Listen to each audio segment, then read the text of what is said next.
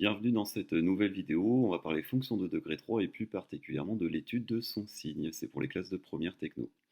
Au niveau du cours, on va faire un petit rappel qui est important. Voilà, ax plus b, c'est du signe de a quand x est plus grand que moins b sur a. Dans la vidéo sur les racines, je vous avais montré comment trouver les racines de x plus b. On résolvait tout simplement l'équation x plus b égale 0. Et si vous la résolvez, vous trouvez moins b sur a. Donc vous pouvez très bien vous servir de cette formule-là sans oublier le moins du b, et en faisant attention si jamais il y a des moins dans a et dans b aussi. Un petit exemple pour essayer de mieux comprendre. Ouais, je voudrais étudier le signe de 3x, de moins 3x plus 2. Donc on va faire un petit tableau de signes. Mais avant ça, on va déjà identifier clairement les valeurs de a et de b. Donc ici, on a a qui vaut moins 3 et on a b qui vaut 2. Je trouve du coup la racine de ax plus b, ici de moins 3x plus 2, en appliquant la formule. Moins b sur a, c'est égal à moins 2 sur moins 3, et c'est égal à 2 tiers. Vous pouvez retrouver cette valeur-là en résolvant 3x plus 2 égale 0. Ensuite, on va faire un tableau de signes. Donc les tableaux de signes, ils ressemblent globalement à ça, avec plus ou moins de lignes. On va voir juste après qu'on peut avoir beaucoup plus de lignes que ça.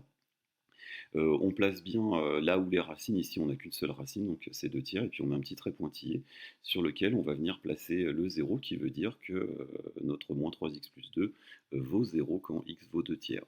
Ensuite, on a juste à se souvenir de la règle, c'est que à droite de cette racine-là, eh bien, je vais retrouver le signe de a, c'est-à-dire le signe du coefficient qu'il y a devant x. Ici, c'était moins 3. Ça veut dire que je vais placer un moins à droite de mon 0 parce que j'ai un a qui est négatif. Ensuite, de l'autre côté, j'ai plus qu'à passer un plus.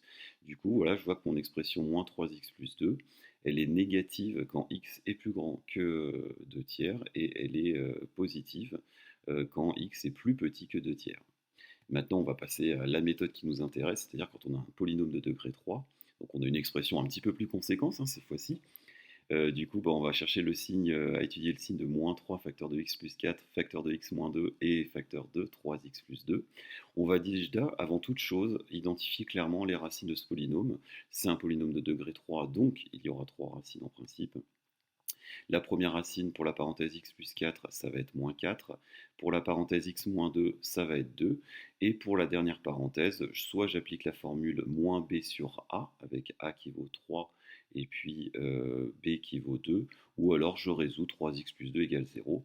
Et dans tous les cas, je vais trouver que cette racine-là, c'est moins 2 tiers. Ça veut dire que 3x plus 2 vaut 0 quand x est égal à moins 2 tiers. Et maintenant, du coup, on va faire notre tableau de signes. On va déjà placer toutes les racines, bien les mettre dans l'ordre croissant. C'est-à-dire qu'on place d'abord le moins 4, ensuite le moins 2 tiers, et ensuite le 2 dans notre tableau de signes. Il faut bien faire attention. Et ensuite, on va tout simplement le remplir ligne par ligne. Vous remarquez que j'ai fait une ligne pour chaque facteur de mon produit, de mon polynôme. J'ai fait une ligne pour moins 3. Même si le signe est trivial, c'est bien de le mettre quand même. J'ai fait une ligne pour la parenthèse x plus 4, une ligne pour la parenthèse x moins 2, une ligne pour la parenthèse 3x plus 2, et enfin la ligne qui va me permettre de synthétiser tout ça pour le signe global de mon polynôme. Donc remplissons le ligne par ligne. Pour la première ligne, le signe de moins 3, j'ai pas de 0 à mettre, moins 3 ne vaut jamais 0.